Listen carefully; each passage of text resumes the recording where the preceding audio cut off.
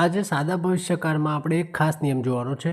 શું દરેક future સેન્ટેન્સમાં will જ આવે? તો બિલકુલ નહીં.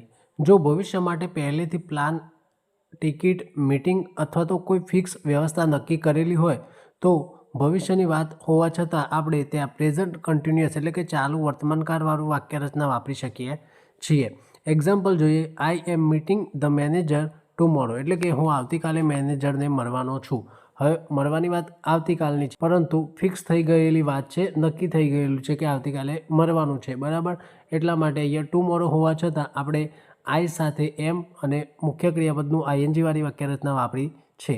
બીજું વાક્ય છે we are living for Delhi next Monday, એટલે કે અમે આવતા સોમવારે દિલ્હી જવાના છીએ.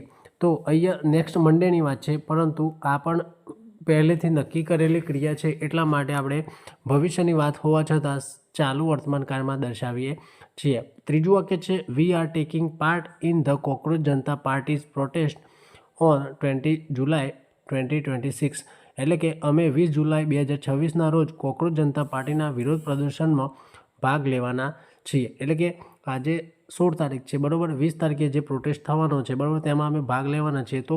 તો જે પ્રોટેસ્ટ થવાનો છે તે પહેલેથી નક્કી કરેલો છે, બરાબર. એટલા માટે અત્યારે ભવિષ્યની વાત છે તો પણ તેને આપણે ચાલુ વર્તમાનકાળમાં લખી શકીએ છીએ. એટલે કે એટલું યાદ રાખો કે ફિક્સ પ્લાન હોય, પહેલેથી નક્કી કરેલી ભવિષ્યની વાત હોય, ત્યાં આપણે ચાલુ વર્તમાનકાળની વાક્યરચના વાપરી શકીએ છીએ.